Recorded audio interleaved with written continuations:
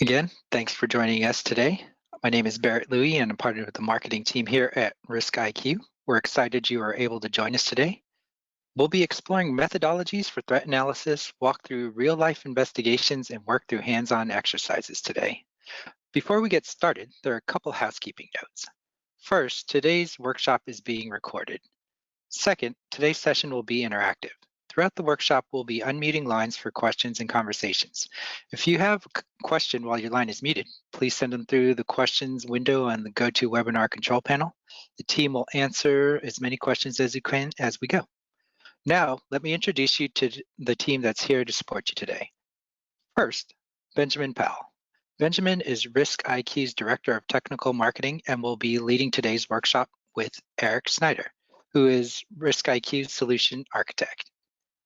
Next, there are a couple people here to help answer any questions you may have.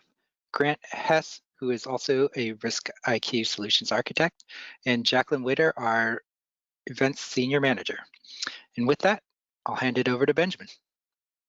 Hi everyone. Hey, just want to go through some housekeeping. If you ever run into a problem with the audio or the video, if you exit and come back in, that generally fixes it. So I just want to let everybody know about that.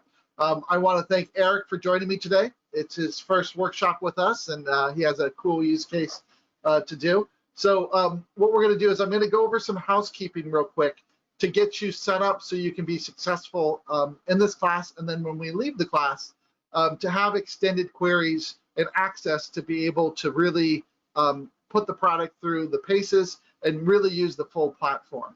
So I just want to explain the accounts real quick to let you understand how it works. So if you're using a free email account like a Proton Mail, you're using a Gmail, a Yahoo account, email address, you're in the free community access. And with that, you're going to have limited results that are going to come back in some of these queries. And some types of data sets you're not going to see at all. If you use a corporate email account, we set up an organization for you. And because you're doing it with an organization's email, we kind of vet you and say, hey, you're a security professional, and we'll give you the services. So if you look at an IP address, we'll tell you what services are there. So just be aware of that. And if you're in a paid account, you have unlimited visibility to the results and all the data sets. Now, the promo code that we're giving you today is going to be for an enterprise trial for 7 days. So if you're currently in a trial, and if that's ending soon, if you add this promo code, it will make it go for 7 days starting today. And if you join us next week, we'll give out another promo code. So it's a way for you to keep that access going. Now, on every slide, I have the promo code listed, and I'm going to put it into the chat in 1 second, so then you can see it there as well. So the promo code is VRTHW_cookie. So let me add that into the chat real quick, so then everyone can see that. Promo code is VRTHW_cookie. Okay. And with that, that cookie will give you additional access. Okay, so if we go into RiskIQ, if you don't have an account, you can create one today with going to community.riskiq.com/registration, and during that process, you can add the promo code, or if you already have an account, you can go to the account settings, and under the account settings, there's a section for promo code, and that's where you type in the promo code. Now, one other thing I want to mention is now that we have the threat portal as part of PassiveTotal, some people are asking us about email notifications like, oh, don't send me the email notifications, or I don't want a daily one, I want a weekly. And in that same section under the account settings is where you can change your email frequency of how often you want us to send you new alerts and things that we see within the system. So you get email notifications, monitor email frequency, like if you have a project and you're doing monitoring, and then the article frequency. So just be aware of that. So one thing I want to let everybody know is we're going to use multiple tools here. We don't just stay with inside of PassiveTotal. We try to show you how to get this job done with everything that you have available to you. And some are open source tools, some are things by different manufacturers. So we're giving you the broad scope of what it would take to really do this investigation on your own. So what I'm going to do is I'm going to stop presenting for 1 second, and I'm going to bring up, I have a text file with all these things in here. So I'm just going to open that up real quick.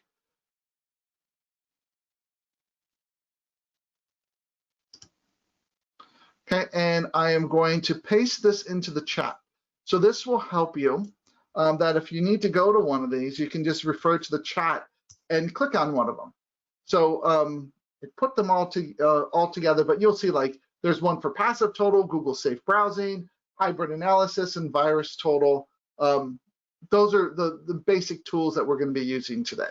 So let me go back to presenting. And Eric, can you see my screen okay? I can, Benjamin. Looks good.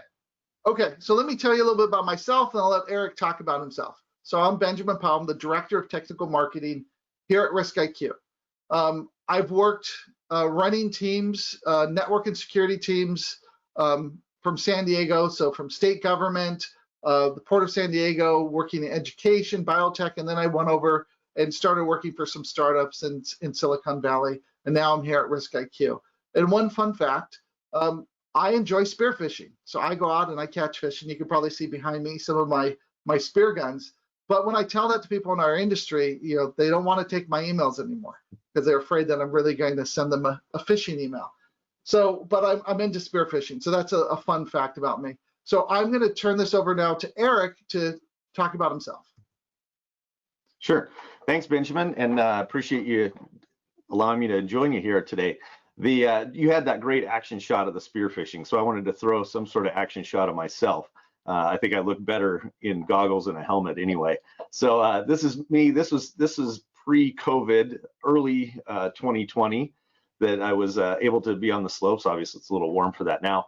But my background is I've spent 20 plus years in technology, being an architect, evangelist, and speaker in many different cases, and a lot of time in the cybersecurity, especially over the past few years.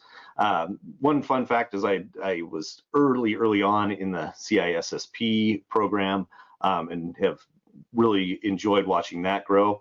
We talk a lot about where certifications and education. And I think this threat hunting workshop is a great opportunity for people to get to learn more.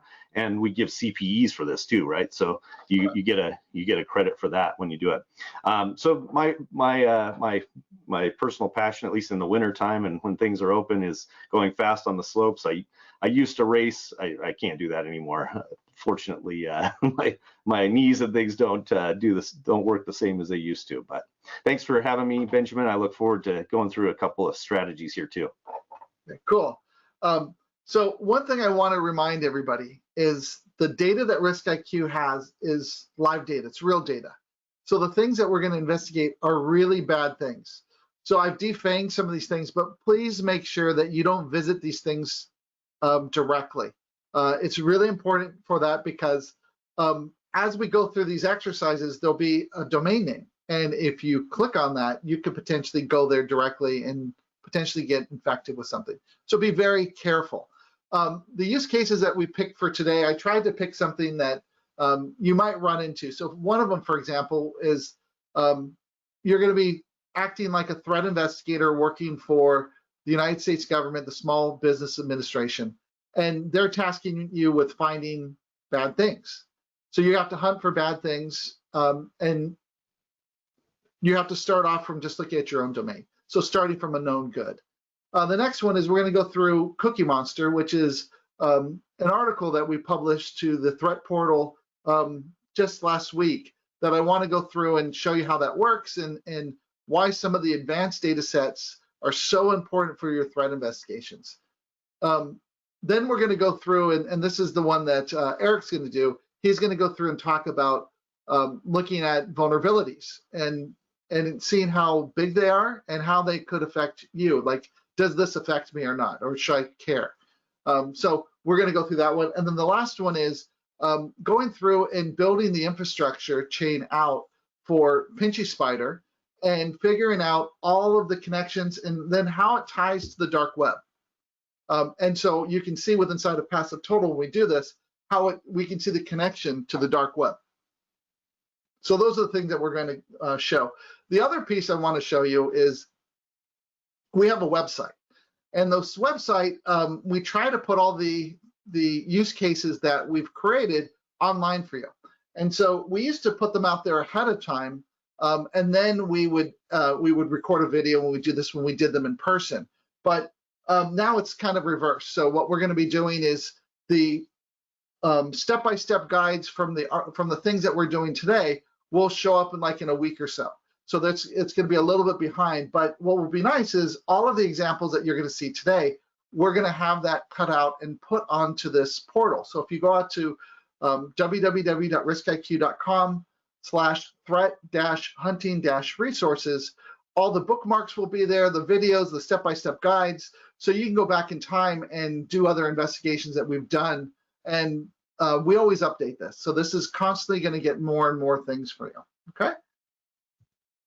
So before we begin, we like to ask some poll questions. And the reason why I ask these poll questions is that we can slant the way that we present to fit the type of job that you do, or your responsibilities, or your area of expertise in your organization.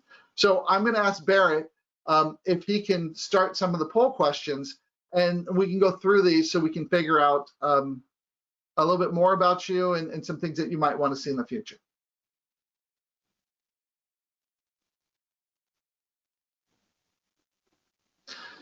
Okay, so I just want to know what type of PassiveTotal account you're using today. Is it the free email, the corporate email, or the paid enterprise account? And I apologize if you hear barking. My dogs must be seeing somebody walk by the house. 2 seconds, it should stop.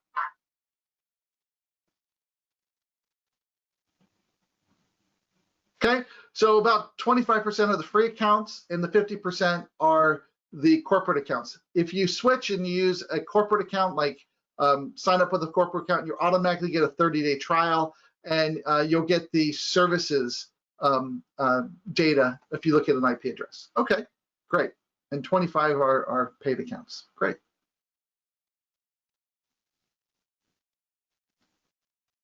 Okay, have you attended one of our previous threat hunting workshops? This could be one of our virtual ones or a physical one. Correct. Benjamin? Correct. Yes, I just want to know, because sometimes I show some slides to kind of tell what we do, and I want to know if you're new, I'll spend a little bit more time. Otherwise, I'll go through them really quick. Okay, so about 38 attended before, and about 63 haven't attended before. Okay, great. Okay.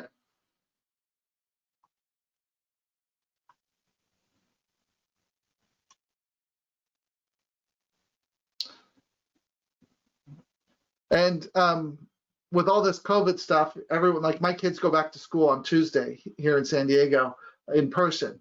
I was just curious when you would feel comfortable attending an in-person workshop in your region, so we can look forward to doing these in person again. So just let me know how you feel.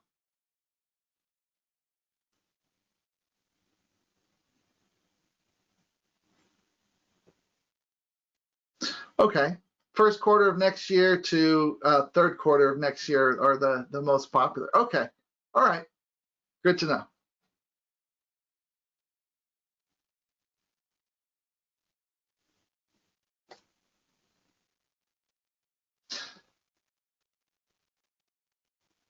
So I wanted to ask people, if there was a type of thing that you would like me to show, just pick your top one, and then what we'll do is, out of these top couple, I will use those to try to get them ready for next week if I can do that.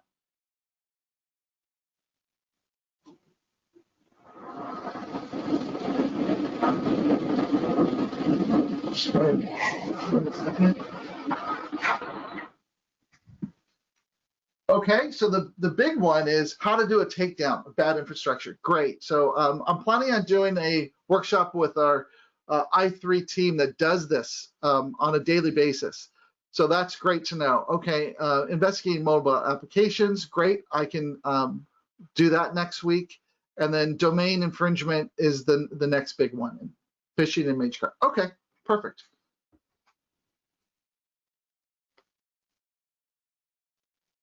Barrett, is that all of them, or is there another one? Oh, we have another one. Okay. I want to know if your organization is currently using RisklQ's digital footprint. So part of the RisklQ platform, we have the investigation piece and the discovery piece. So discover unknowns and investigate threats. So the discovery piece is taking a look at our crawl data that we go out and we crawl the entire internet, we build the map, but then we show you your piece of the internet, what you look like on the outside, and all the connectivity you have with partners or services you rely upon. So I want to know if you're currently doing that. So 14% yes, 86% no. So we will put into the chat. So Barrett, if you can put in the chat how to sign up if you want to get one of these snapshots for free to kind of take a look to see what it is. And one of the exercises today, we're going to kind of show you what that paid digital footprint where it's constantly curated, what it looks like. Okay? Sure, no problem. I'll add that into chat. Okay, thanks. I forgot to create a slide. That's why I'm asking for that, Barry.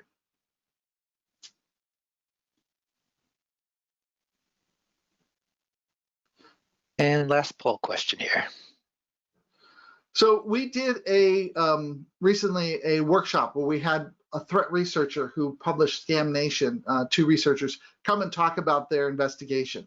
So I want to know if you like that, if you'd like us to do a deep dive again into that type of investigation from the perspective of the person that actually did the work.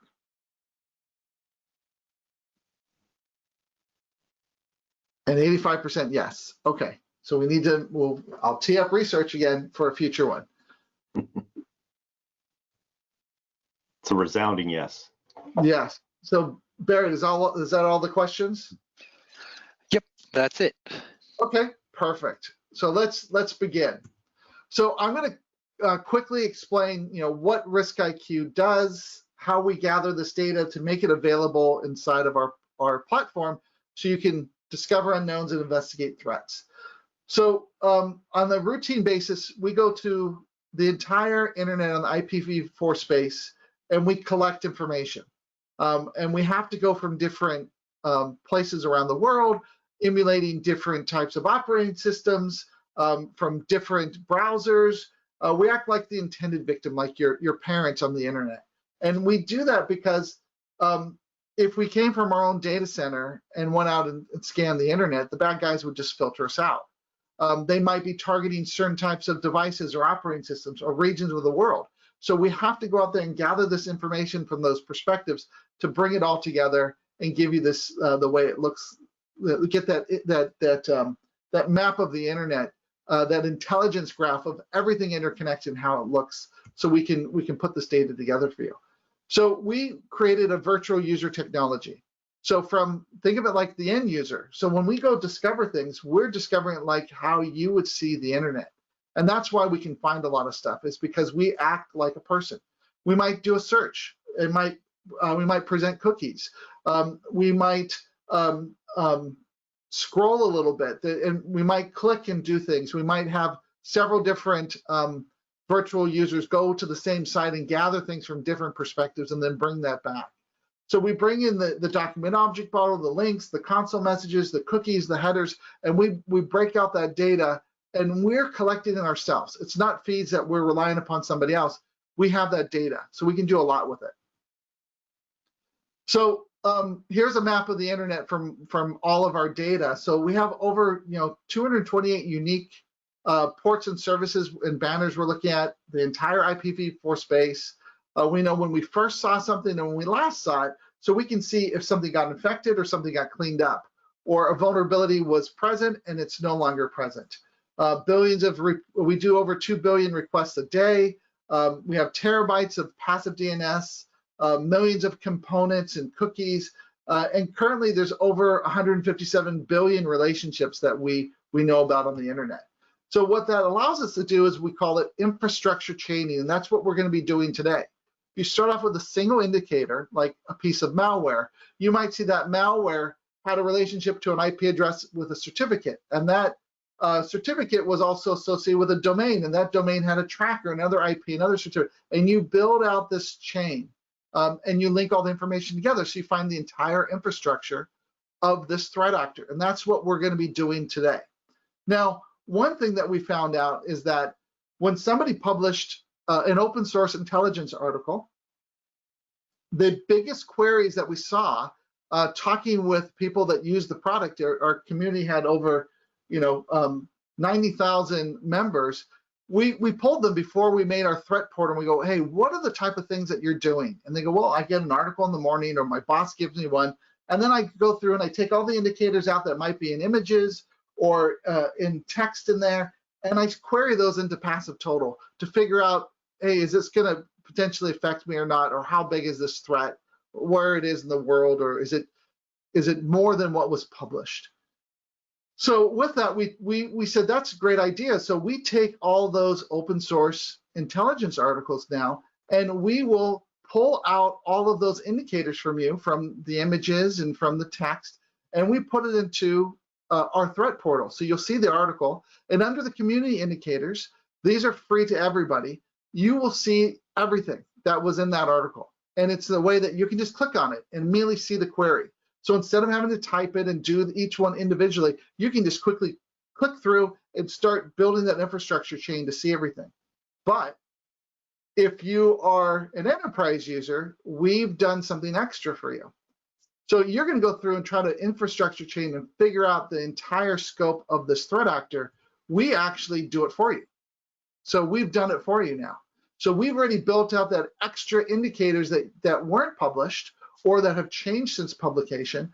So we show you those in there. So now, if you go into an article, there'll be community indicators and enterprise indicators. And if you go to the enterprise, we've already mapped that out for you. So you can jumpstart and have your investigation that much further along, probably 2 to 3 hours longer. It will shorten that cycle that you can really have that data to look at. So it gives us the data. We have over 10 years worth of data. So with that, we can go back over time and see how things changed, threat actors reused infrastructure, components where they were seen. So we can really, it's like a time machine. So we collect all this information at scale. So there's all the services, all of the JavaScripts, the open source intelligence, the malware that comes in. And what we do is, as we capture that data, we go through and pull out all that information that we need. So there's over 250,000 new domains every day that come online. There's over 505 million new resolutions, new IP addresses, or new DNS entries that are appearing. Over 106 billion unique DNS records that we're averagely seeing, and we're doing 2 billion web requests a day. We see over 300,000 new port observations. A new port came online or went down or changed.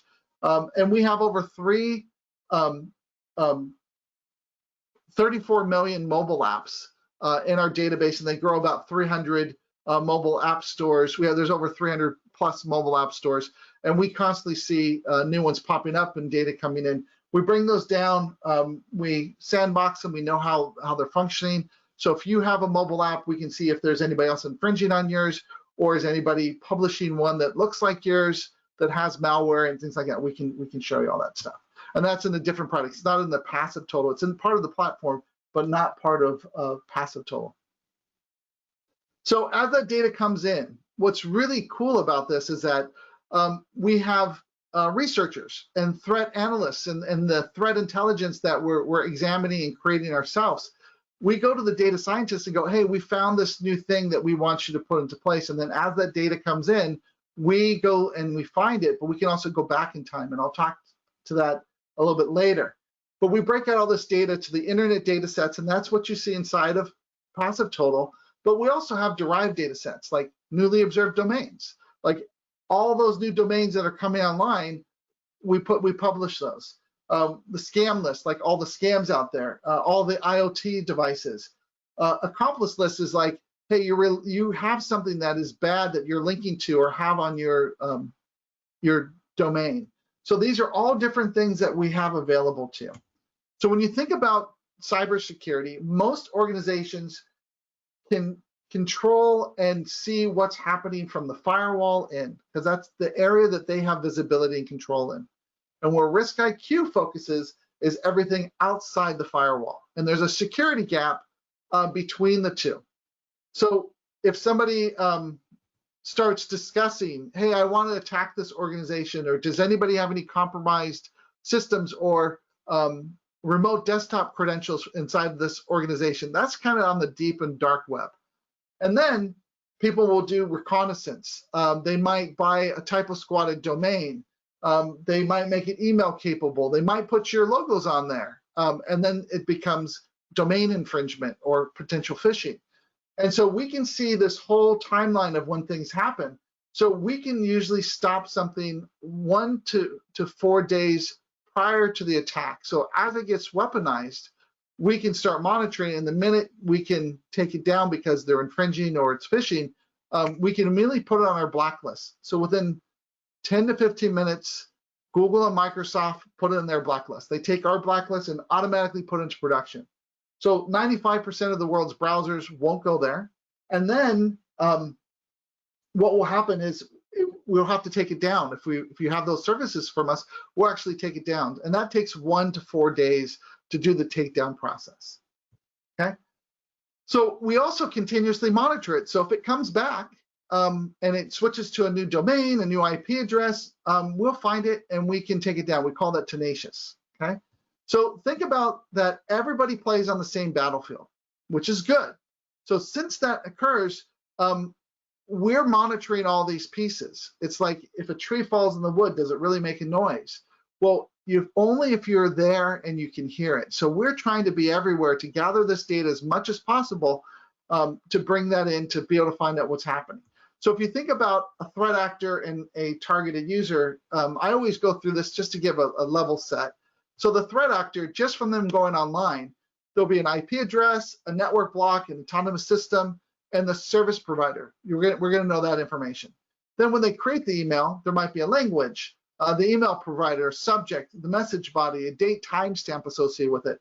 And then as it traverses the internet, there's transit IP addresses, blocks. We can see how it moved around, and the autonomous systems are going through, getting to the targeted user. And if it's an HTML email, it might have a link to go back or an image that the threat actor can fingerprint the person or find out if they read it, or get their operating system or their location information, all from that type of stuff. So all of these signals are out there, but we're scanning the internet, but we can't scan everything all the time, every second of the day. So if something happens and we scan it and then somebody puts some bad stuff on there, and then by the time we go back to scan it again, it's gone, you might not see it. So it's really important to be able to go out from a global perspective through our proxy network to be able to gather all this data, to bring in the passive DNS, that's the IP address to the domain, the WHOIS information, who owns that IP address. And we have historic data. It's going back 10 years. The certificates, so we know all the information inside the certificate. So I can go and on a single certificate, click and find all the relationships everywhere it was in the world. Trackers, so these might be like the Google Analytic codes, clicky IDs, things like that. The cookies that are out there, the hashes, the open source intelligence, the document object model we actually have, the headers, the console logs, the open ports, the exposed services. But there's the caveat I talked about. Can't be everywhere all the time. So you need some strong analytical leads, and you need about 3. So if you can find 3 points to say, this is bad, then you can really say it's bad. Less than 3, it's maybe suspicious, but maybe it's not malicious. So like, for example, a domain, we might mark a domain as malicious, but the IP address will be suspicious because the IP address can be DHCP'd and given to somebody else. And so you don't want to block the IP if it's no longer bad. So just bear that in mind. So you could be doing these same things inside your organization. So you could be gathering all this data to have it available, so when you need to go through and do an investigation, you can really make sure that everything is fine. and that you can make these analytical associations to say this is really good or really bad, or is it a big problem, a small problem. Need to bear that in mind. So I'm going to quickly go through the data sets, and then we're going to jump right into some exercises. Okay. So the traditional data sets that most threat investigators know about are passive DNS, whois, the DNS records, subdomains, and hashes. They're really good, but some have some weaknesses. So for example, whois, with GDPR hitting Europe, everything got private. And with that, you couldn't start linking that email address with everybody else. Sometimes you see it, sometimes you don't. So it's really important to look at other ways of interconnecting this data together to give you those analytical leads to say this is good or bad. And as we go through, I'll be explaining how we can do that.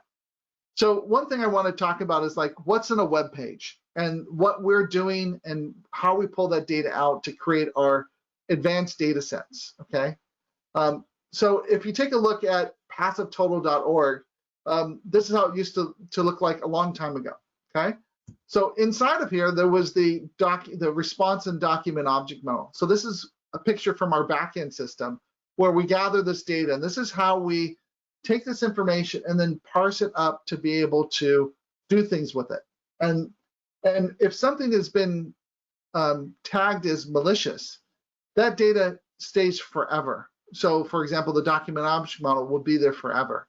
So that gives us the ability that if we ever need to go back in time and create a new data set and bring it forward, we can go back and look at the known bad and pull it out from there and link it to that as well. So we have all the links as well because we're acting like the user. We're bringing all that information in, okay? So we see the blogs, the context, all that information. So this kind of starts building those relationship maps. The dependent request. So when somebody went to PassiveTotal.org, it then got redirected to HTTPS PassiveTotal.org, and we use a particular font. So then it shows the use typekit font that comes across, okay, as well. Now we also look at WUPRA and AWS. So now those are the cookies that were associated with this. So this is all the information that comes across, along with, like, for example, the certificate and all the information about the subject, the where it's located, you know, the organizational unit. All those things are listed and they're searchable within our product. So if somebody doesn't go and put the information that's private in whois in the certificate, you might be able to find relationships and be able to see that. Okay. So as we go out and we gather these things, we have the certificates, the trackers, the host pairs. That's the relationship of what's coming in and what's going out to a website. All the web components we see, the cookies, and the exposed services. Okay. So the first thing I want to do is I want to do a real life investigation with you, and this might take a little bit of time. So let me tell you about this scenario. Okay. So the background is that you're all threat investigators and you're working for the US government. And the CARES Act got pushed out where the government is saying for small businesses, we're going to give you money because of the COVID crisis, the pandemic, but you need to apply for money. And we have $810 billion for you to apply for. But when you apply, we're going to need to have financial records, your employee records. We're going to need to have bank account information, payroll information, all that type of stuff, all PII, highly confidential things. And you've been tasked with, okay, you need to protect this. How are you going to protect this organization? Okay. So what we're going to do is the scenario is you need to identify any fraudulent domains or IP addresses that are targeting the login page for this process. And this is a real website. So the COVID-19 relief.sba.gov website, that is our starting point. And so let me just pause my screen here for a second. And what I'm going to do is I am going to paste into the chat. Give me a quick second.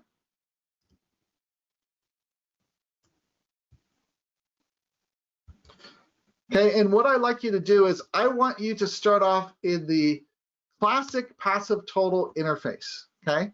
So you can see how to perform this investigation from that perspective, okay? Like linking this data together, okay? So what I'm gonna do is I'm gonna bring up my browser, give me a quick second, and I'm gonna go to the same place and we're gonna start. And then I'm gonna give you a minute or two, and then I'm gonna give you a hint, and then we're gonna progress a little bit, and then we're gonna move on and we're gonna jump around. So give me a second. Just going to now bring up my screen and give me a second.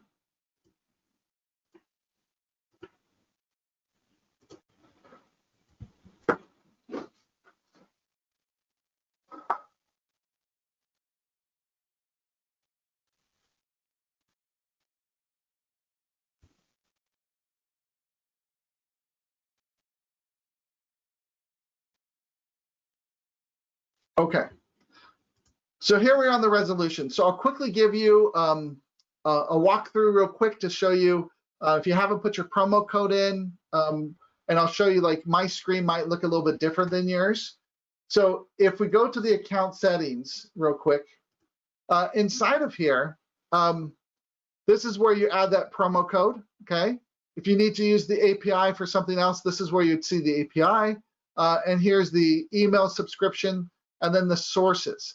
So the sources that I have set up was within hybrid analysis, I went in and created a free account, grabbed the credentials and put them in here. The same for Alien Vault. There's emerging threats, OSINT, Pingly, VirusTotal. Those are the sources I'm bringing in. Okay.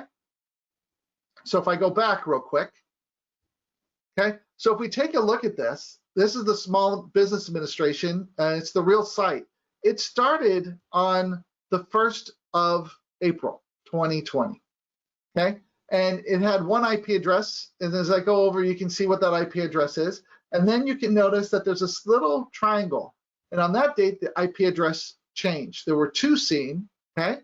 And then it went back to 1, okay? And there's a little legend here. And the legend shows gray, there's no information, but if it's a darker gray, it could be a non-routable IP, a 127 address, for example, 127.0.0.1. It could be a 10 address. And you're thinking, well, how can you see a non-routable IP address on the internet? That's what some of you are thinking. So when we go through and we look at the whois record, there's a name server. We go to that name server and we pull all the records of everything in that name server, all of them. So that might have an IP address that's a 127 address because it's been parked. And then the threat actor might activate and put it to an IP address that's public. And then they might bring it back and park it again as a loopback. And they might do this all the time. So by us going out there and constantly pulling this data and bringing that data in, we can see these changes in the IP addressing. Or as we're going out and scanning the internet and going to the domain, the IP address might appear different if it's a public routable IP. So if it has both, you'll see green, okay? You also see a curve on the top and a curve on the bottom. That represents the day of the month, beginning or the end of the month.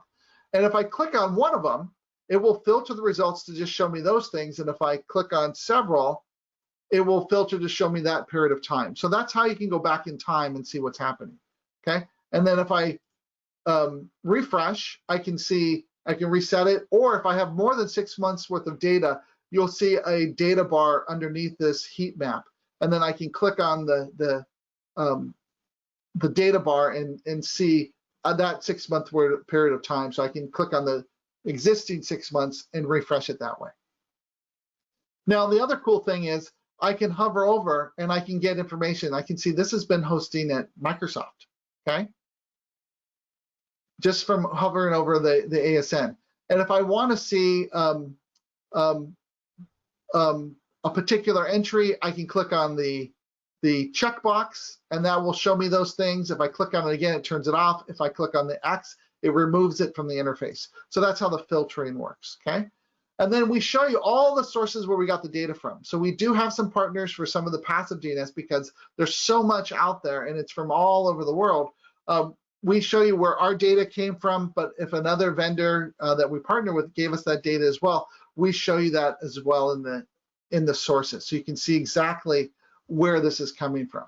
Okay, so what I want you to do is I want you to think about if somebody was targeting your organization, what could you do to try to find out somebody is targeting you from the RiskIQ perspective, from PassiveTotal.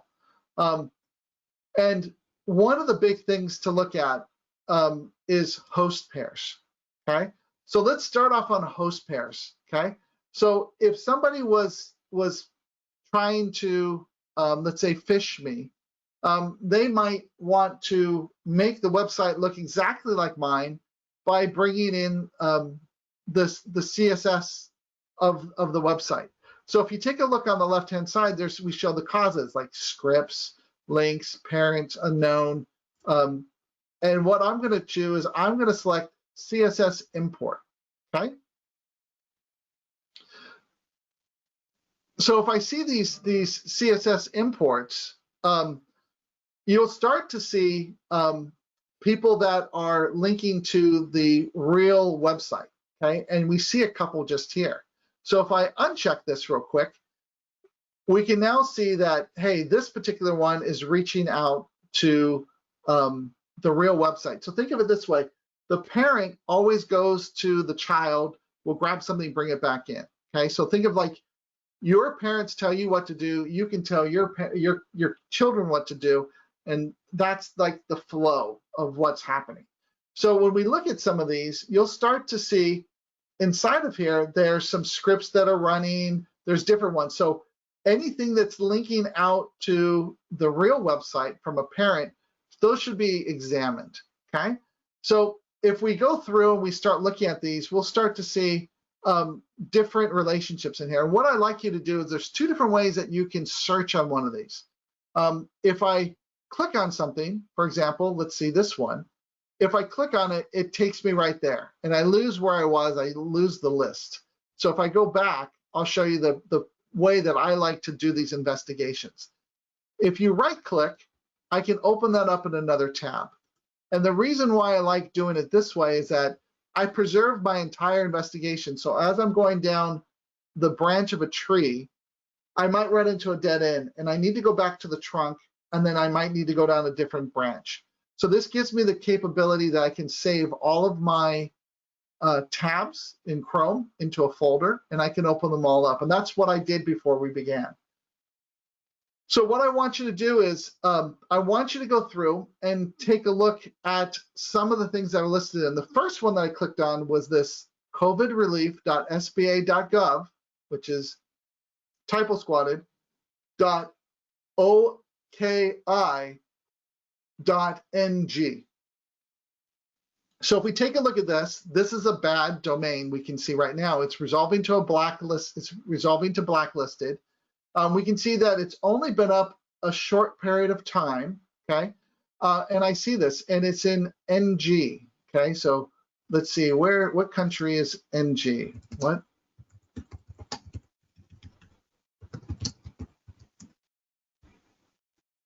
Nigeria. Oh, so we must really be outsourcing our web services overseas now. So it's in Nigeria, okay? So it's all the way in Nigeria.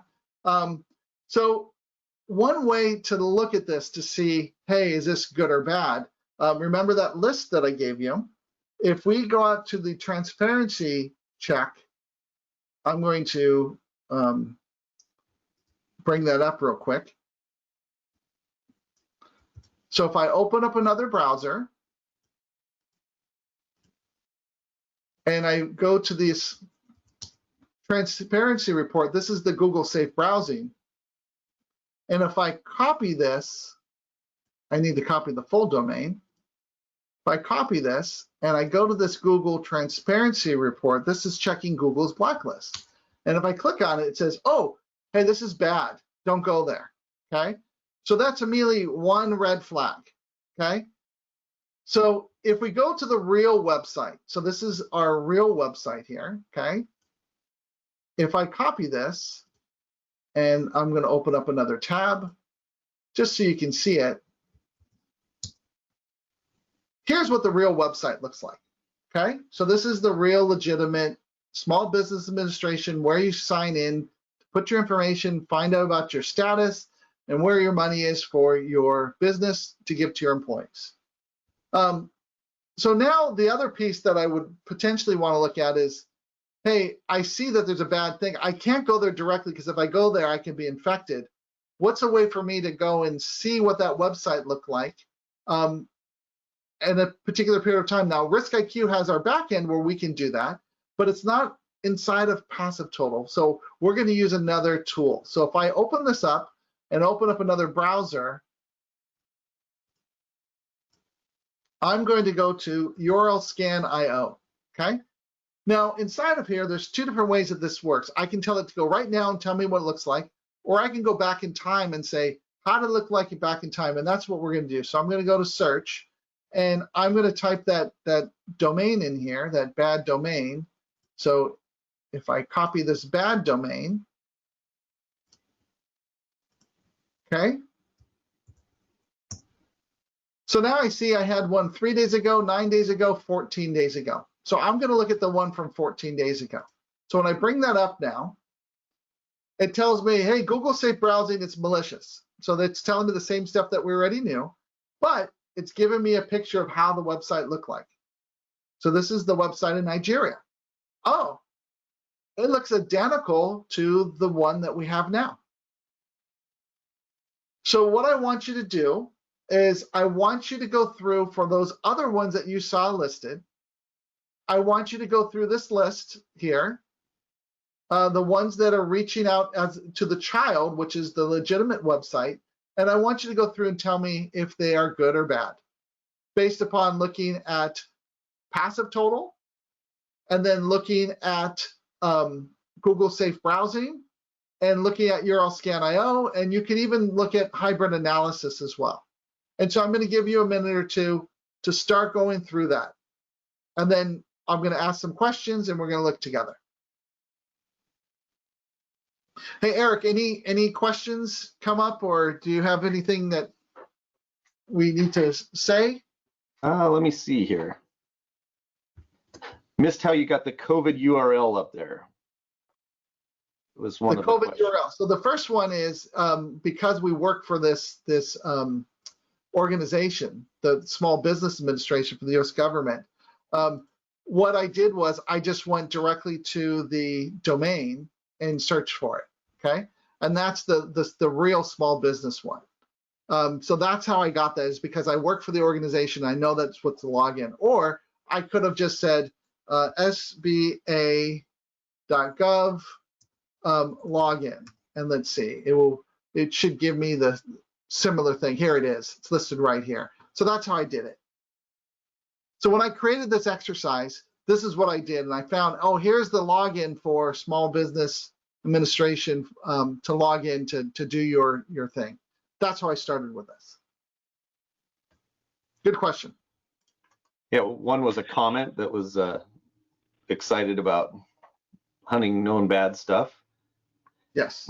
We had one other good question here. What was the turnover time for extracting IOCs from open source reporting? So how soon after an open source report is published do we make those IOCs available on our threat intel portal?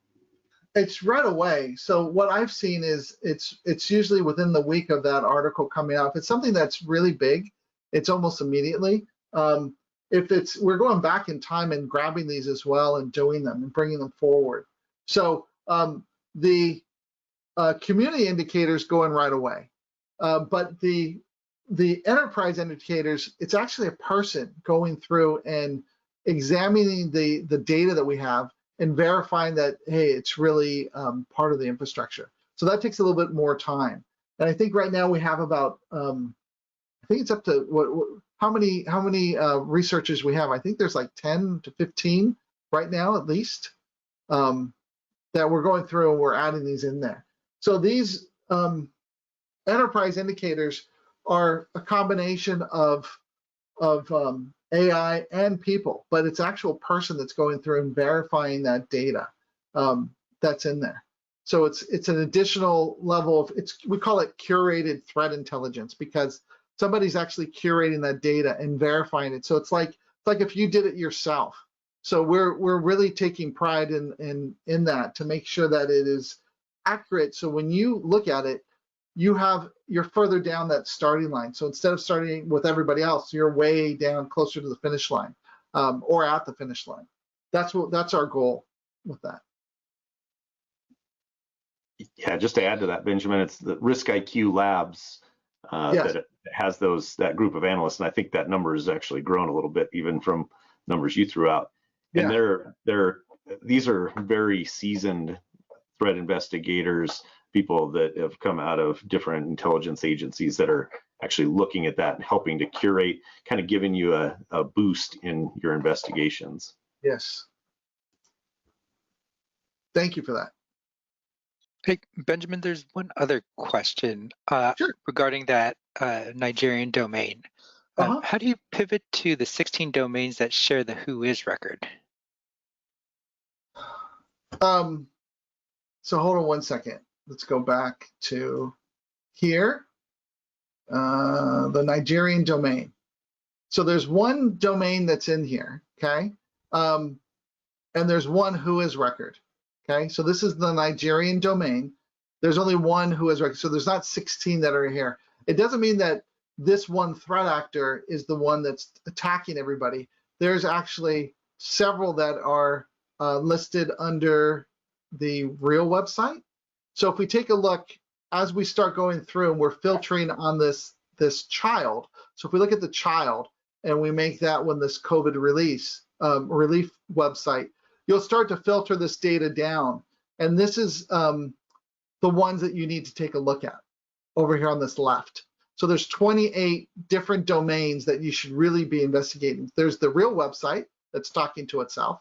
And then there's all of these other ones that are listed here that are potentially bad. They're all suspicious because .ro, there's an ionhomes.com, .co, .za, .oki.ng, .i.ng. So there's all these ones in here that really need to be taken a look at. And so let's look at one. So we looked at this Nigerian one. Okay. Okay, hold on.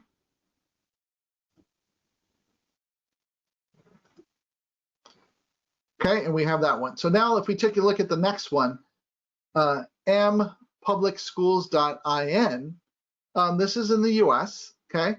It's been around for a while. It's blacklisted currently, and it's resolving to a blacklist. So these analyst insights are for the enterprise customers. They see these all the time.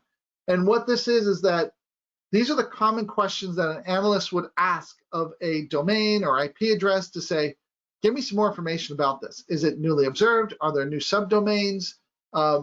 Is it registered? Does it have an IP address? Is it part of the Alexa 1000 or not?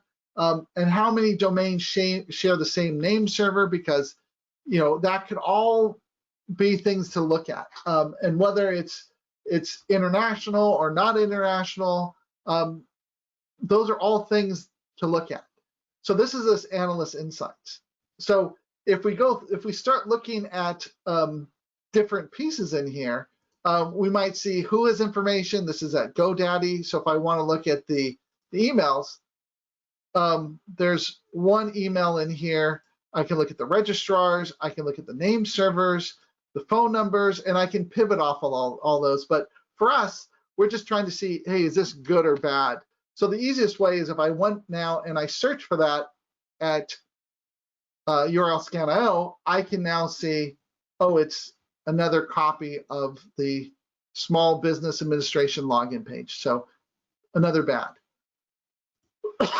If we go to the next one, same sort of thing. It was only up for a few days. It's not up right now. We don't see it. So there's no visibility. If I went to URL scan.io right now and said, look at it right now, it wouldn't return anything. But if I went back in time, there's that picture again. So another proof that, hey, this was bad, okay? We go to the next one, unimaxsports.com, okay? It's active, okay? But if we go there and we take a look, boom, there it is again, phishing. So it could be that somebody has a legitimate website that's been compromised and someone's putting the phishing page there, or it could be infrastructure hosted by somebody doing malicious activity, okay? But we can see that, hey, it's this website. And as we go through, we now see the next one has some activity where it was dead, it's back up. I can look to see where it is. It's all in the US. I look there and I can see the same picture again, the same bad domain.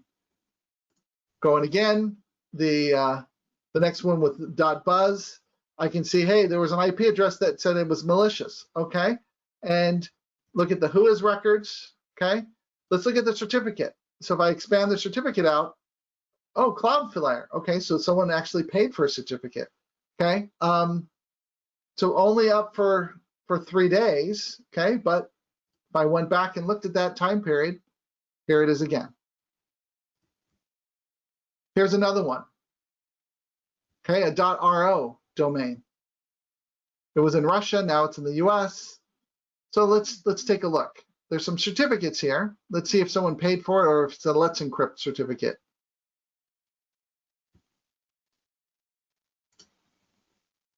Okay, Cloudflare again, okay.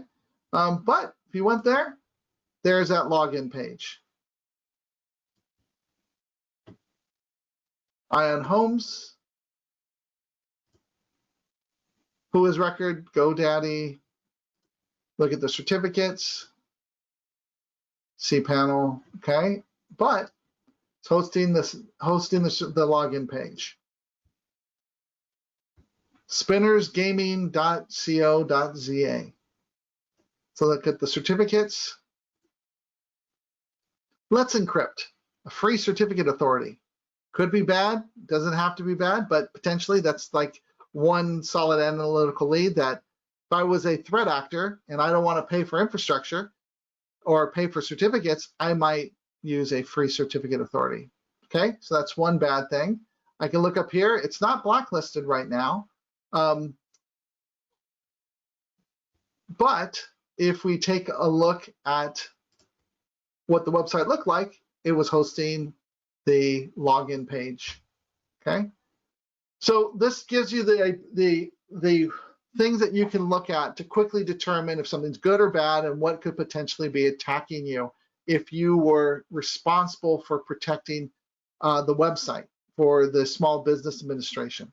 So by looking at your own infrastructure, just by looking at the host pairs, the relationships of what's seen going in and out because we're mapping the entire internet, this is an advanced data set that's not available to the free community users, but only to the advanced enterprise users that pay for the data right now.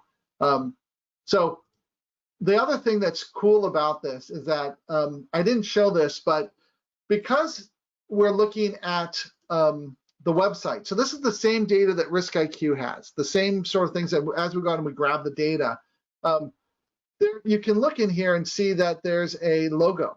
And if you click on this logo, I can see everywhere in the world where this logo is being pulled as well. So this is a way that you can now expand your investigation if there's an image or a logo that you have to go back and see that. So if you take a look, if I expand this out, there's actually a hash for all the files. And if I search that hash, I can see that particular one, or I can look for the image and see it that way. So there's two different ways that you can look for it. And if we go back and I search for this particular logo name, where it comes from, you can see that these are all the real sites. And this one this one might be, but might not be. But some of these will be. Here's a bad one that we have already looked at. So if I look at it, it's the same image. So if I look at the HTTP details, you'll notice that that same logo is there, okay? And pulling from the real same place. So this is how they go into that CSS import, bring that information in and pull those images and link to the real ones. So if you update your real website, these would update as well. So that's kind of what's happening here. So another thing I wanted to pull out and show you are the trackers. So if we look at the this particular one, I'm going to throw this one up in the chat again, just so it's on the something you can access right away. I'm going to look at trackers. So with the trackers, these are like the Google Analytic codes, the Tag Manager stuff, the other things that we're seeing. So one of them that we did at a previous workshop was on HTTP track. And what this is a open source free tool where you can clone your website. So if you're going from production to or if you're going from testing, from QA to dev to QA to production, you can actually move the website along. But what it does is it remembers where it came from, and it stores that in its information. So it can say, oh, I was copied with HTTP track, and the original source was such and such. And that's what's here right now. So what I wanted to do is I wanted to show you how you can use that functionality to look for additional things for the website. So if I just came in here and I right click and I say open another tab, you'll notice that it brings across trackers where anything where this was, okay? But there's another way I can do it. I can be very specific and tell it, hey, I want to look for this particular type of data. So you have to edit the URL. So I'm copying the actual type of data type that we have, which is HTTP track source host, okay? So I'm copying that, and I'm going to edit the URL, and right after trackers, I'm going to paste this in, and I'm going to put a slash. So then it's going to look anywhere in the world where I looked for this particular, that somebody had copied a website from this original one. And right now, there are two different ones. This one is a www of this one. So there's actually two different websites that actually are have copies. This tool was used to copy it. But it's good to keep this URL. So what I'm going to do is I'm going to copy this, and I'm going to paste it into the chat for you.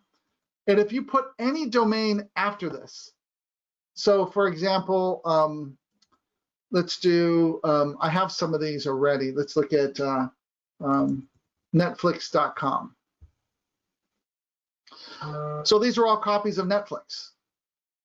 So that, boom, just like that. But this is an advanced data set, okay?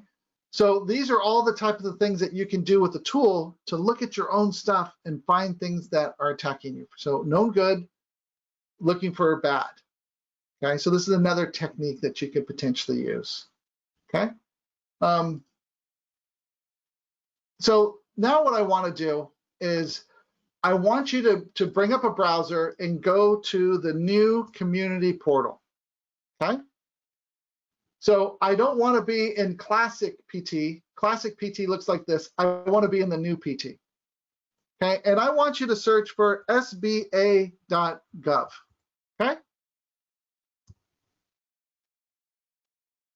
So now that you've done that, let's take a look at this article that pops up. So inside of here is kind of what we just did. We started with a known good and we went through. But it was based upon this article. So if we open this article up, this article gave one bad domain, okay, and an IP address, and said, hey, here's what it's doing. It looks like this, and it gave some resources. So if we go back and we look at the article, there were 6 indicators. There were 3 domains, an IP address, and this email address that was given, okay? But RiskIQ went out and found all of these hashes, all of these URLs going to the real place, or the real bad place, and 12 different domains that we have seen here, okay? So this gives you the capability now to jumpstart your investigation. So if we would have started from here, we already had this information. I can click on one of these and immediately jump to the query and see the data, okay? So I wanted to show you how you could do it yourself from the single indicator or from the community indicators and expand it out or you can just jump in from the new interface, get that curated threat intelligence, and if you search for something and there's a hit for an article, there's going to be more information for you to use. So Erik, did I miss anything, or anything we need to add for this? No, I think it's great. Okay, perfect. I just want to make sure that I didn't miss anything. So No, what I'm going to, okay, go ahead. Oh, the key here is just how quickly that threat intel portal and those enterprise indicators can save so much time. Yes. Yeah, we want to help you jumpstart. The biggest thing that we heard from people is that they need to get faster and smarter. And the way that you can get faster and smarter in your hunting and your investigations is to have someone give you the information that gives you a head up, a leg up on the competition, where you're further down the path of identifying all that bad infrastructure. So the next one I want to do is I want to talk about an article that we published called Cookie Land.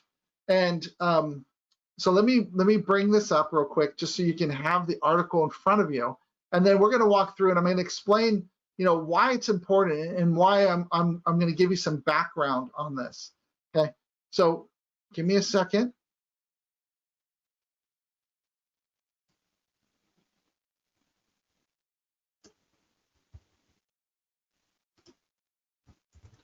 Okay, so we have the Cookie Land article. At the same time, I'm going to click on it just so I have it up. Save a little bit of time in here.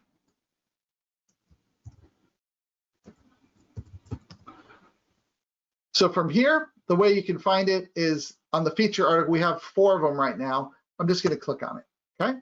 So here's a Cookie Land article. Okay, so I'm going to go back to my slide deck real quick, and I'm going to give you some background, and then we're going to go through. We're going to search and find some cool and interesting stuff. Okay. And this highlights kind of what our threat investigators are doing. Okay. So we have how can you expand on previous research and find new things? So when they look at these articles, there were actually 3 referenced articles in there, and those referenced articles talked about a couple things. But one thing that we found out is that there was a base 64 encoded cookie value. And you can see the base 64 encoded cookie right here. And it's really this number right here. So when this value is created, and this was found by John Gross and Corey Kennedy at RiskIQ, the cool thing about this is that they took a piece of malware, and when they analyzed it, they found out, there's an encoded cookie value. So you go, okay, this encoded cookie value, if we went back in time and I wanted to take a look at this, what could I find with it? And that's the cool thing about RiskIQ. We have 10 years worth of data, but it's a game changer for threat investigation. So when we're looking at this data that's coming out from previously published articles, how can I take this value and go back in time historically? When we look at this, all that data coming in, it gets analyzed. We have the machine learning, we have the threat investigators and researchers that go through this threat intelligence, and then they create a model to find this and do stuff. Well, what does that mean? So how can I go back in time? Like in companies, you create a rule, it's from this point forward, you'll see it. You can't tell it from this point, go back to the beginning of time that you have data and bring it forward. It's almost impossible unless do you have a time machine? Do you have a flux capacitor to go back in time like Doc Brown in the DeLorean and then set that rule and say, okay, I'm ready now? Well, we kind of do, okay? So how do we find a detection and move it forward in historic data to present? So if we have that value, like the threat investigator goes, hey, I have this value. I want to go back in time now and look for this base 64 value, which is really this number, and I want you to bring that forward. So we start off with yesterday's data, okay? So this is all the 10 years worth of data that we've collected. And then we have today's data, all the data that we've captured. So then what happens is we merge from what we had yesterday and what we have today goes through a process where it's merged together to give you that new aggregate. When it goes to the new aggregate, we can actually go in and correct data. So like if we didn't like parse something correctly inside of a WHOIS record, this is the time period that we can do it. Or if we want to go back in time and say, look for this. During that merge process, when we're merging that in, they can look at all the document object models, all that stuff, pull that data out, or even create an entirely new data set or data type that didn't exist previously. And then that becomes part of the new aggregate. And so we have these new relationships, and then the platform can see it. So when we look at our information, as that data is coming in, we're merging that together with what we're seeing, and then we're making that available for you to see it. So it's like a time machine to make it better for you to see things. So let's take a look, okay? So what does that mean for you today? So if we come into here and we found that cookie value, so here's that cookie value. So if I come into here and I click on this, it runs that cookie search for me. So when I run that cookie search, look at when we first seen when we last saw things. So I see things as of today, as of June. So I see things kind of rather recent, but it goes all the way back to 2017 where we see some stuff. So that gives us the ability to make these relationships and look at those maps and look at the raw data that was there and collect the data. So for example, cookies. Cookies was never part of RiskIQ. This was like 2 years ago. It wasn't in the product. And what happened was, you might have heard of a threat actor called Turla, and they were using satellites. So what they would do is the Russians would set up, would infect machines and give the information to an IP address or a domain that was on a satellite network. And what would happen is they would set up a receiving dish somewhere where they could pick up the signal. The real company would block the data coming in because they didn't have a way of receiving it or connecting to it, but it was to the right domain and going to the right IP, but this other receiver was duplicating it. And they would take that information and do it. So they were transmitting data over satellite and picking up over these receivers through the internet and command and controlling it through that way. So they would send data messages out through the real one and bring it in through this fake one and bringing that data back. But after a year of investigating this, they found out there was a cookie, and that cookie illuminated all the infrastructure that was involved with this. And at that point, they said, we need to have cookies in the product, and that's when we added cookies in here. So we're constantly looking at the data and looking if there's a single piece of data that links this thing together for you to make your life easier. And this is an example of how we can look at research that happened in the past, but also look at what we're doing today and say, we found this new value. Now go back and see if we can link this stuff together and show those relationships of how this progressed over time. And that's what I wanted to show in this particular case, is to show you the value of having a platform like RiskIQ, where this data, as it comes in, we're seeing what's happening, we're merging it together with what we have, and then it's available to you to take action and to actually use it and have really accurate, good threat intelligence that's been curated to help you solve the problems that you're coming across all the time. And that's what I wanted to show on this one.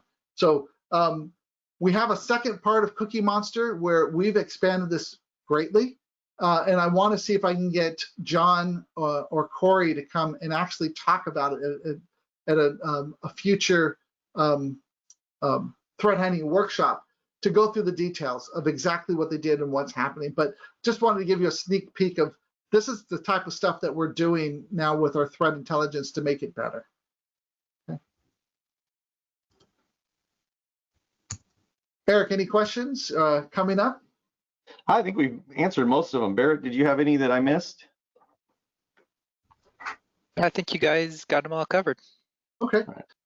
So Great. Erik, you're up next. So I'll go to the next slide and we can talk about this. So we're going to talk about website component vulnerabilities. You know, first question is, should I care? How big is the problem? Does it affect any of my partners that I'm using, or does it affect my organization? So I'll turn this over to you. And Erik, if you want, I can throw this query inside of the platform, or you can just show how to do it. It's up to you. Yeah, well, you can certainly go ahead and throw it in the chat. Let me Okay. over. Do you want me to make you presenter, or? Yeah, please. Okay, so I'm making you presenter right now. Okay. And I'll throw it in the chat real quick. So while you're getting ready.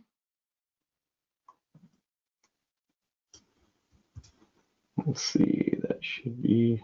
And chat. And here you go. It's in the chat. Okay.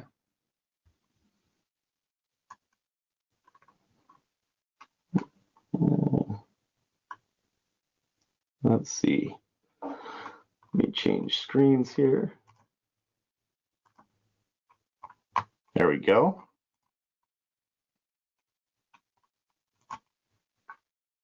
All right. So Benjamin, you can see my screen okay? I can see your screen okay, yes. All right, perfect. So what you're looking at is my first cup of coffee in the morning. And what I wanted to do is just do a little bit of a scenario on looking at how the web components play into what RiskIQ is doing and how it would play into an investigation for you. And as you said, should I care? How big is the problem? And does it affect my organization? So we'll kind of look through each of them. So usually when on my first cup of coffee, I start my day like many of our 90,000, almost 100,000 people in the community, looking at this RiskIQ threat intel portal. And it's been a big game changer for us to be able to have this here. So if I, in my case, I'm going to look for something that's a CVEs. As you pasted that in here, if I do this query for CVE, you see that there's a couple of things that pop up. There was a new one here that is pretty new, just a couple of days ago, around bind. I'm not going to worry about that one. That one of my colleagues is working on that. But this one catches my eye here around Jenkins.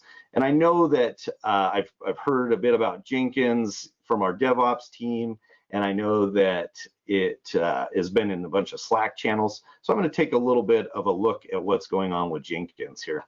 And first of all, because I don't know much about it, I'm just going to Google real quickly. What is this Jenkins thing? And I see that it's a widely used free open source automation server for CI/CD pipelining to build, test, deploy software. So that's probably pretty important, especially if it has anything to do with my source code and for my organization there. The other thing I'm going to do is I'm going to go to Google and just ask how many people are using Jenkins. And if we take a look at that, Google thinks it's at least a million plus that have users of Jenkins around the world. And it's pretty widespread. So it's probably something that I want to take a look at and see what's going on. Now, if I go back to my PassiveTotal here, I can just go ahead and right click and open that up. Obviously, I can save the article. I can share it with other people in the community or in my organization.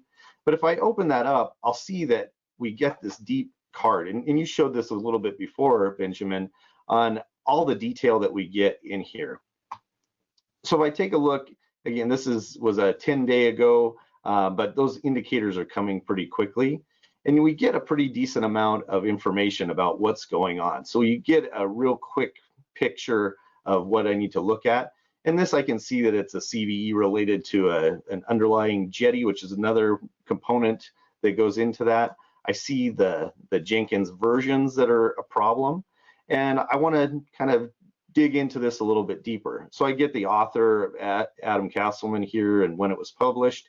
And then I'm going to take a look at these URLs. So I'm going to just go real quickly and see what Jenkins themselves say about it. They've got a security advisory. They show kind of what this buffer corruption around Jetty does. And they're showing that this is a critical severity. So I know that it's something that I probably need to take a little quick look at least during this first cup of coffee. I'm going to go now to NIST and see what kind of information they've got, the second reference URL. And so if I look at NIST, I get a little bit more detail on the CVE, and I see the CVSS is a 9.4 and critical. So it's definitely something that I'm going to want to take a look at. Anything above certain levels of CVSS score, I want to definitely be looking at if it's going to affect my organization. Now, if I go back to, I had that description card, I also have those community indicators, and you showed the enterprise indicators, which we don't have for this particular Jenkins, but that's not really much to the conversation that what I'm wanting to show here. If we had enterprise indicators, we'd be able to look at those. In this case, if I click on Jenkins, it's going to take me to these this component search. So it's going to look at everything that we've searched in that crawling across the internet, that big data platform that Benjamin talked about, where we're pulling in this massive amount of data and really looking through and correlating those things together. So I can take a look, and I see that host-wise, there's about 13,000, but the IP addresses, I'm at 1 million here. Actually, I think I have a tab here that take just a minute retrieving that back. My GoToWebinar is slowing down my machine a little bit. But if I drill down a little bit more into this, you can see if I click on those Jenkins frameworks, the version 2235.1, I can go very specifically, and I see I get that narrowed down to about 22,000 different IP addresses there. If I look at the development tool version, same thing, and those are kind of matching up.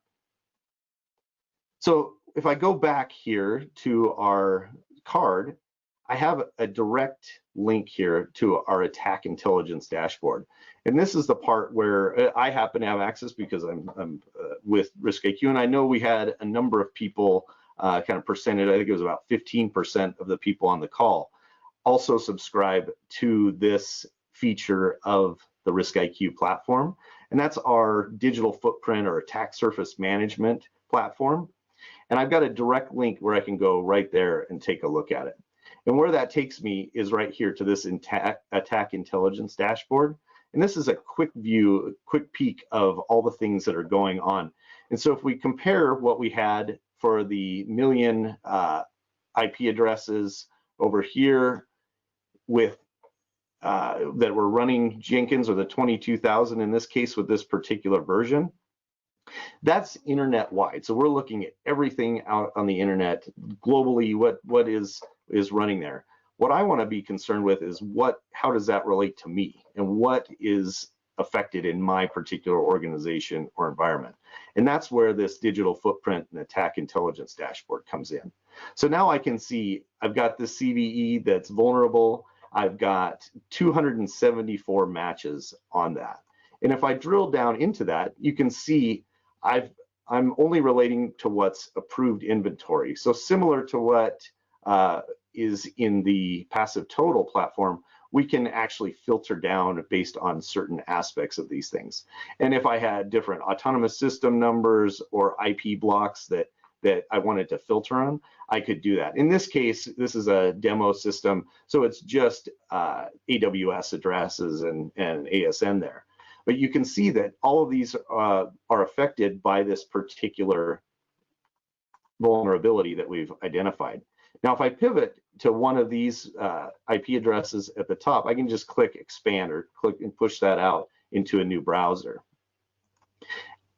When I see that, I get all this different information. I can just click to specific open ports or anywhere here, or I can just scroll down. So I see the discovery chain.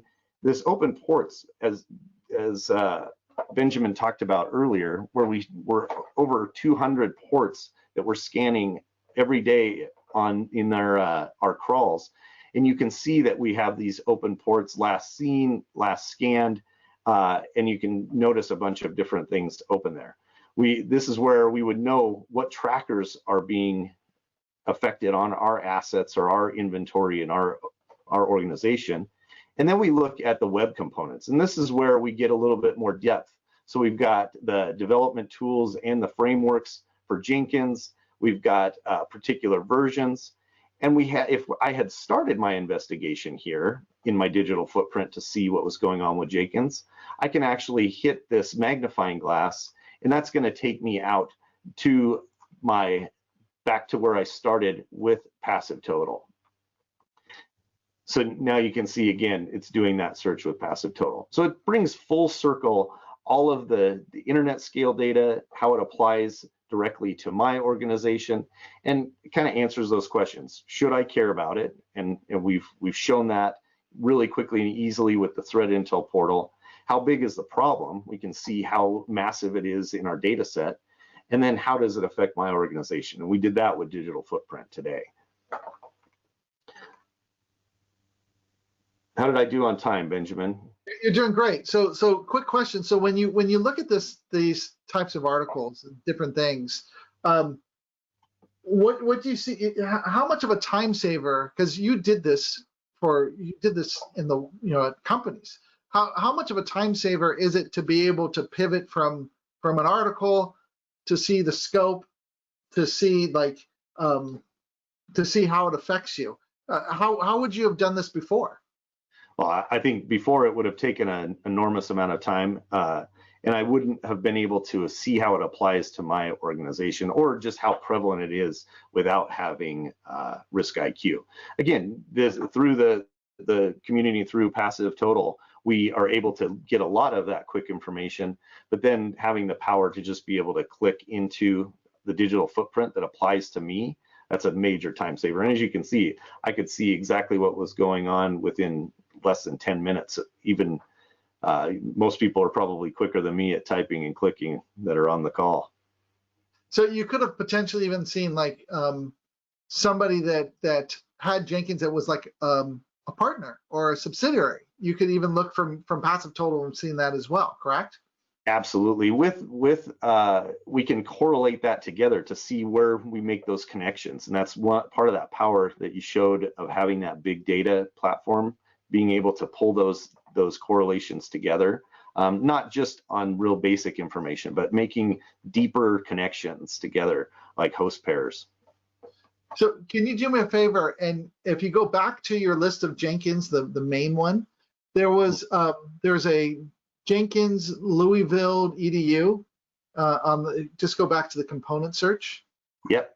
Let me get the one. And it was on the first part, the host, if you go to the host names. Yeah, it was like okay, so there's an edu. It's like the fifth one down on the screen. So just click on that one. So let's just take a look at this one. So if you take a look, so we're drilling into an actual system now. So if we take a look at the components, you will see the versions of Jenkins, and we're actually identifying the versions based upon how we're going out there and crawling the internet and discovering. You see that information. If you go back to the resolution now and click on the IP address, and now this is where the services tab comes up. And I wanted to make sure that we talked about this because we mentioned that if you use your organizational email, you get services.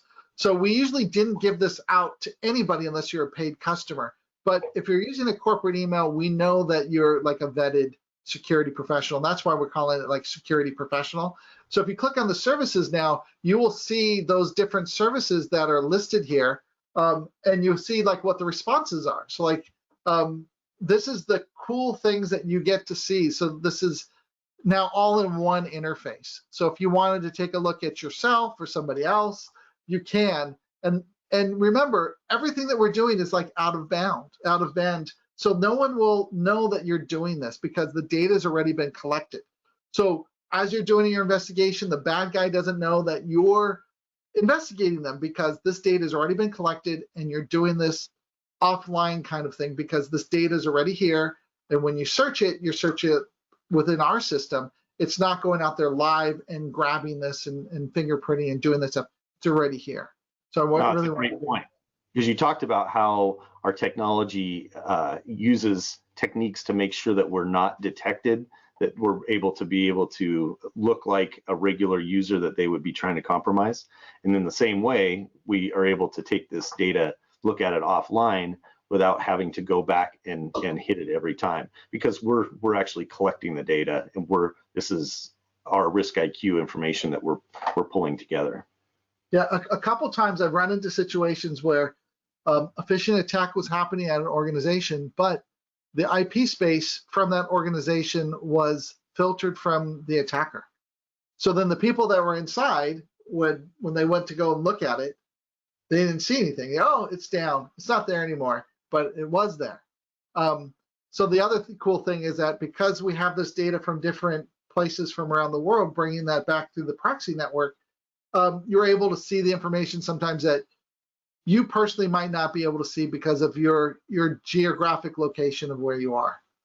Or behind a corporate network that attackers know that's not who their target is. They're trying to go after someone on a mobile network or otherwise. Yes. Or vice versa. They would block it to where you try to look at it and they're only looking for corporate networks. So we've got the capability to really get granular with that. Perfect. Hey, Barrett, before I take it back, are there any questions that have come up since the last time we asked? Yeah, we have a couple questions that I think, Grant's done a good job in answering them, but I think it'd be helpful for everyone to hear. One of them was, what is the average rate of refresh for a given IP address / port? How long between refreshes? We try to get everything all the time, but it takes time to do that. So part of the data is right away, like the passive DNS stuff. We're gathering the data, but we also have other people doing it to bring it in. But actually crawling the whole website and bringing that in, we try to get everything. Was it like weekly? We're hitting almost everything by the week to do a full inventory of what's there. Is that right, Erik? Keep me honest. I want you. So yeah, no, that's a great. We're continually crawling it, so there could be a delay in certain times. It's not something that we can crawl the entire internet in just an hour's time or something like that. So it takes a little bit longer. But we do have we've got the capabilities to do targeted searches and crawls as well that are very powerful. If it's something that's more you kind of like the data that you talked about, where we keep the whole, if something is marked as malicious, we'll keep that entire set of data versus just storing metadata on it. So it's kind of the similar thing. If something is bad or we need to target a crawl, we can do that more frequently.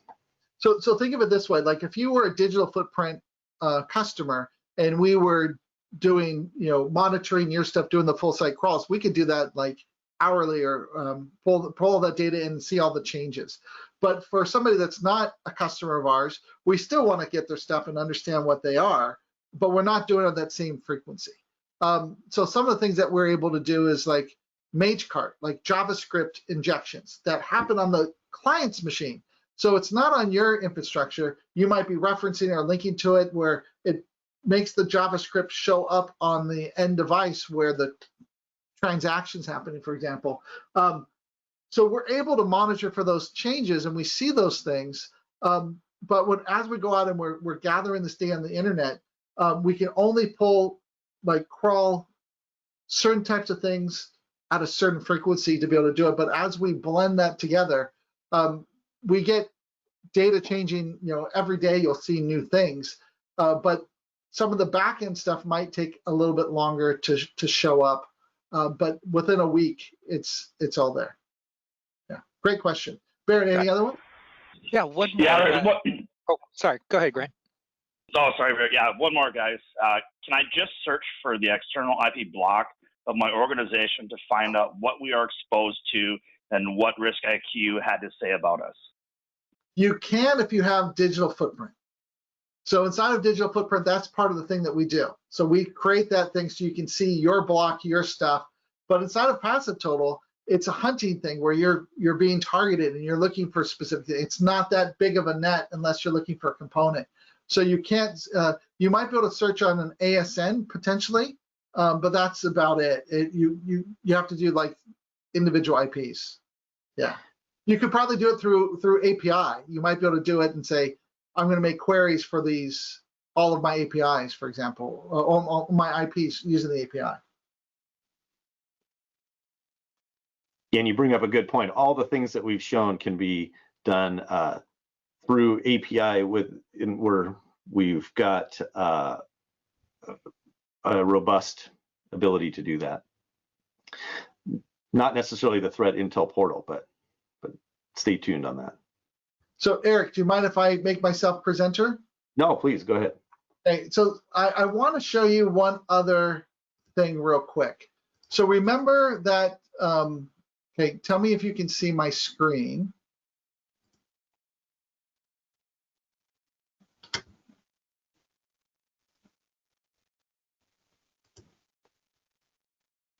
Yep, you're back.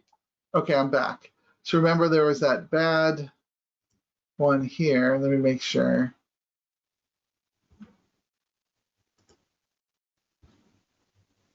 I had one of them.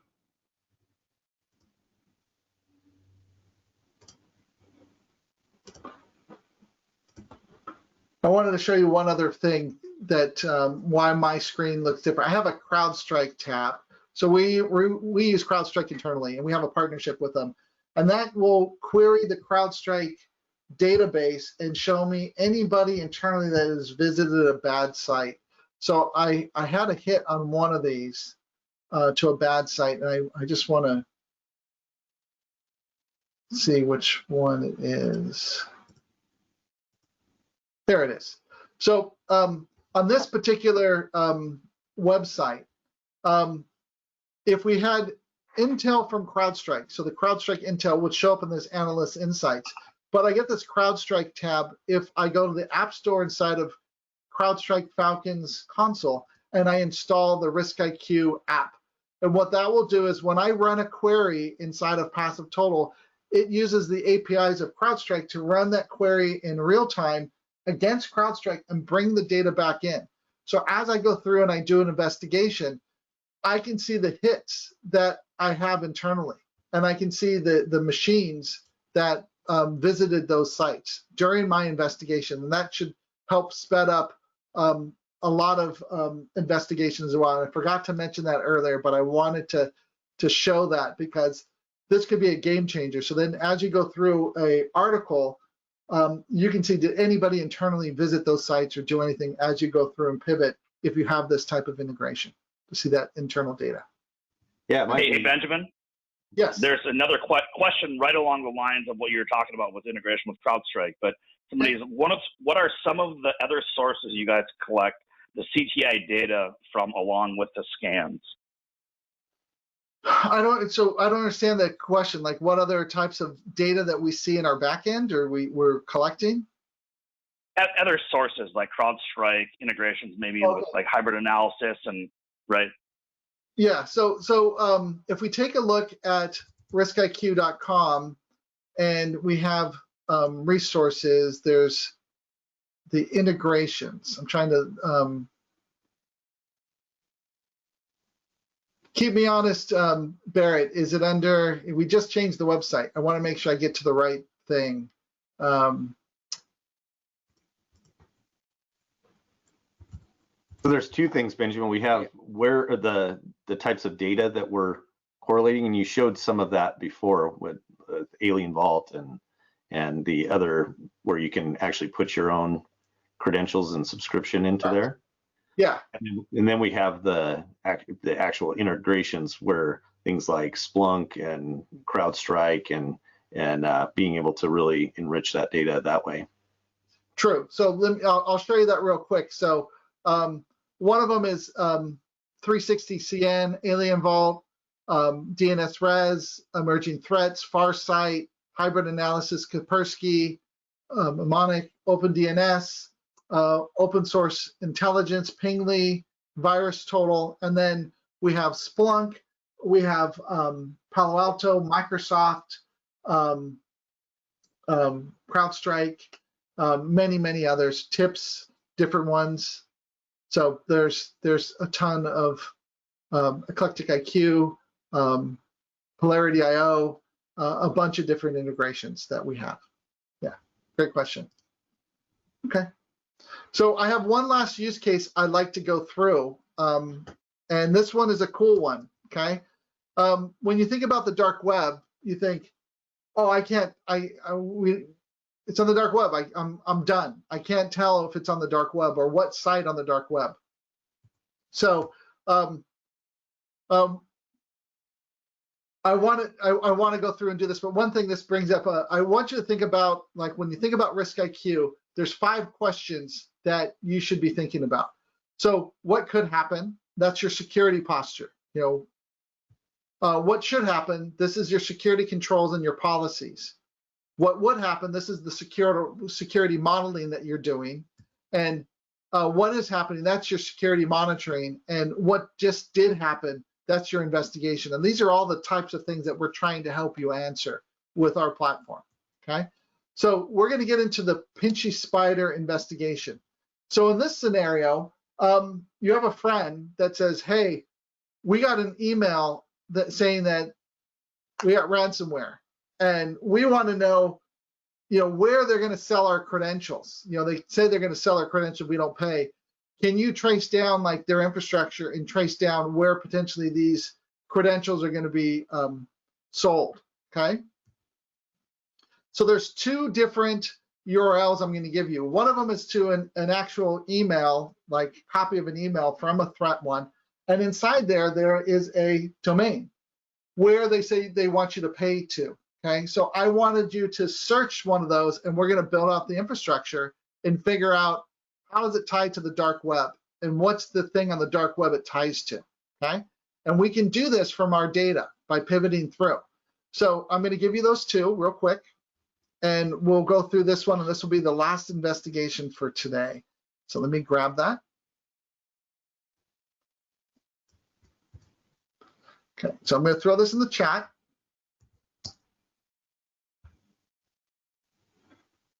Okay. So the first one we're going to go to, let me just open up. I have all these already bookmarked for myself to make my life easier.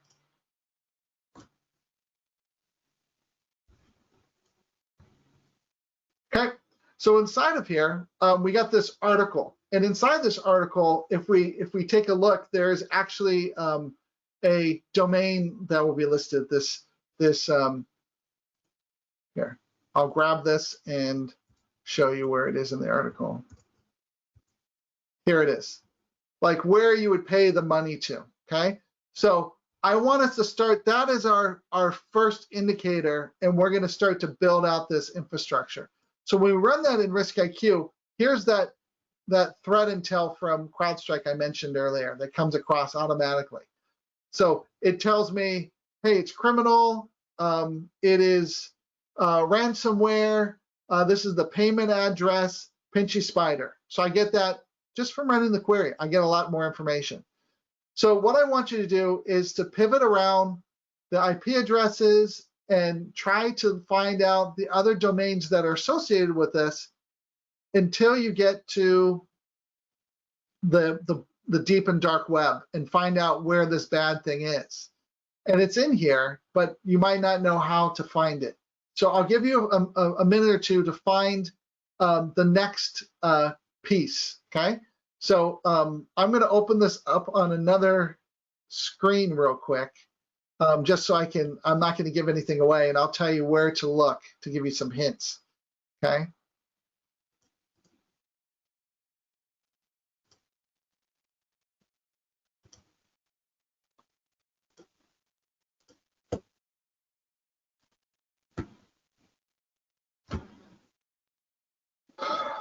So I'll give you a hint. Look at the 94.103 IP address that's listed, and you'll find another domain.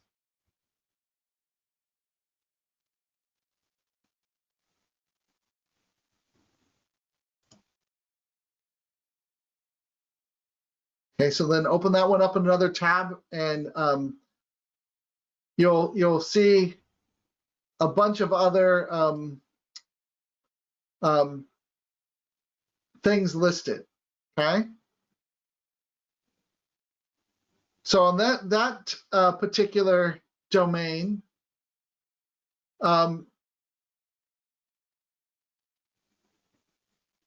start looking at the different IP addresses that are listed, and you'll find another one that has 4 IP addresses with them, and one of them has a different name.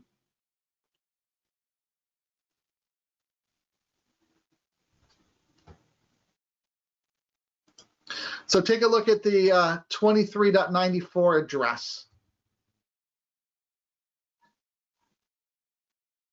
Okay, so let's walk through together, and then we'll be done for today. So if we started off from here, there's this 94.103 address. If we open that one up, it gives me some different domains. There's a different top domain now.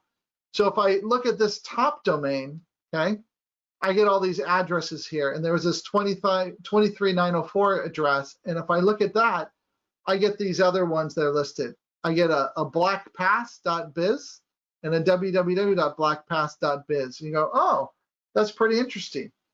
Well, what is that? So if I take a look at blackpass.biz, it goes, hey, there's some CrowdStrike intelligence on it. But if I take a look at this tracker thing, Tor hidden service address, and you see this value that's here. So if I looked on the internet and said, what's BlackPass? And I search for that, I get a way for me to look at this deep onion web search. And if we take a look at this, look at this. There's the link to it. So it links to what the deep and dark web is. So we actually see all the exit nodes, we see all this stuff, we have this data, we link it together to the real sites. So you can actually see how these relationships between the deep and dark web and the open internet come together. So you can now bring this together and go, this is where they're being sold. This is where it's going to be going to.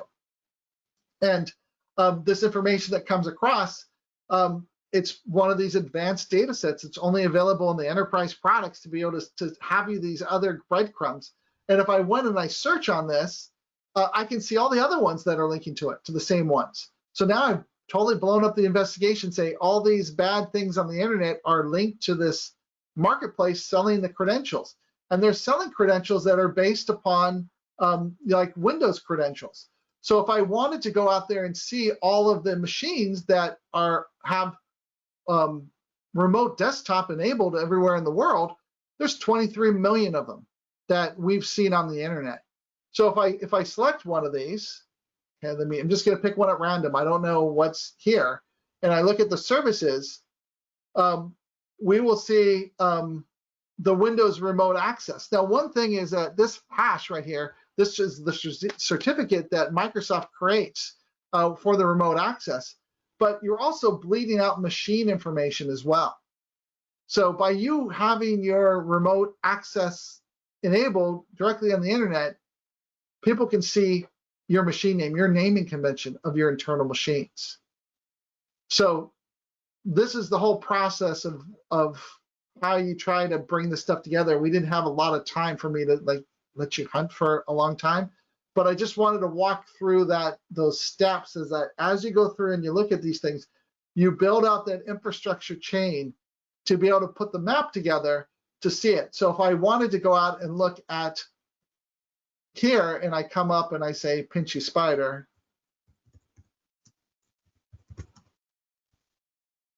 we have a map of what we were just looking at and how it builds out. And here's an article talking about it, but I wanted to show you the steps of how you would do it on your own and how to build all this out. Any questions?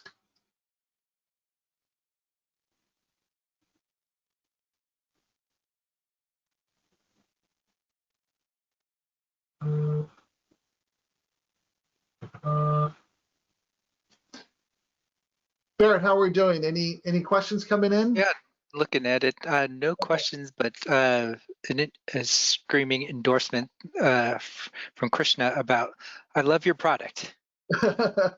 I'm glad you like it, Krishna. Every week that we do these workshops, I try to have new use cases for you. So that's why we're calling it summer school.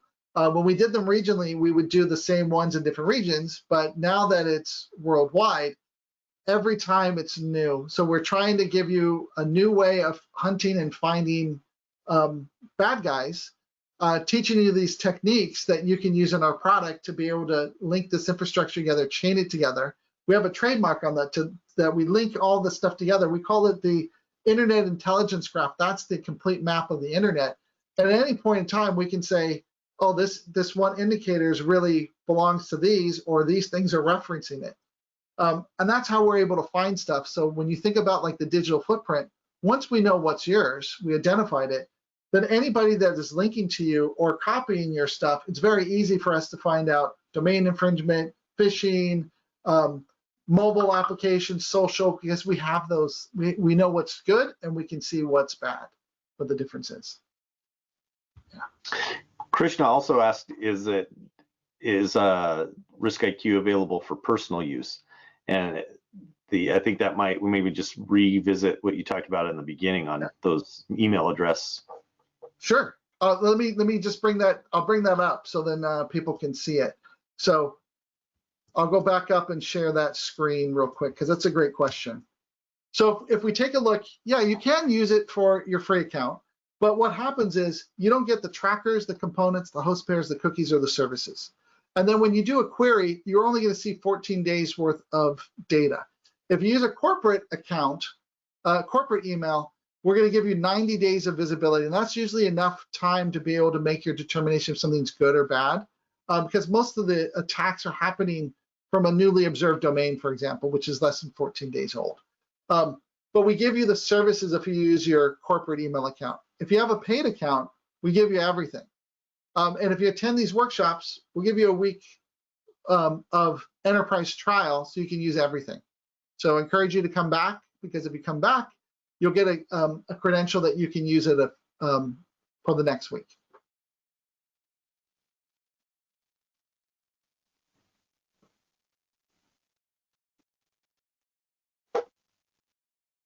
Cool. With that, Benjamin, Eric, anything else to add before we wrap up for today?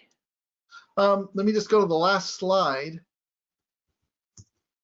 So if you have questions or you're interested in any of our products or for a free digital footprint snapshot that shows you your organizational view from the outside, your attack surface, you can email us at success@riskiq.net or go to our website and sign up for that free digital footprint snapshot.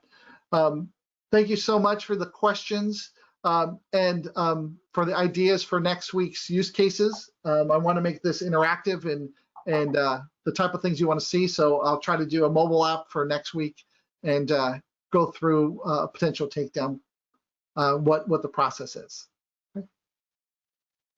Eric, Awesome. thank you for your time today. I wanted to thank you for helping out and doing this. It's greatly appreciated, and Barrett and Grant and Jacqueline. You bet. This is a lot of fun, and I think everyone gets a lot of good learning out of it. So thanks, Benjamin. Welcome. Yeah, thanks, Eric. Thanks, Benjamin, for a great workshop. And thank you all for attending. We'll be following up soon. If you have any questions, you see the success address up on Benjamin's slide. Everyone, have a great rest of your day and take care. Thank you, everyone. Bye-bye.